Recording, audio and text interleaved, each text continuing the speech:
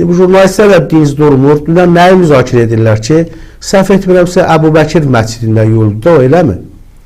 Və indi də deyirlər ki, bəs bu günləri gündəmə gəlib ki, idmansızların çoxu vəhabidir, nə bilim nədir, belə bir mövzular atırlar ortalığa. Ay dostlar, ay insanlar.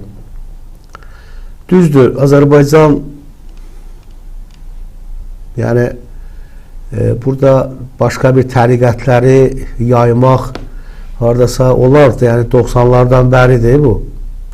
Əvvəl gizli idi, indi açıq-aşkar. Hə, gənclər artıq bilirsiniz, imam başqa, din başqa. Vəhabi olmur, belə ən ideal bir din olsun, sən o insanları ora pulla cəlb eləyəsən. Elə başqa bir qruplar da həmin şəxsin imanın pulla alıb oradan çıxardacaqlar.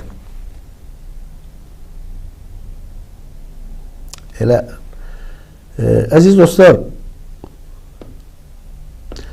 çox xahiş edirəm, bəyənin, paylaşın, görək başqa şəxslər bu barada nə deyir. Tamaşaçılarımızın dirəklərini mən oxuyacağım, əziz dostlar, oxuyacağım, görək tamaşaçılarımız nə yazıb.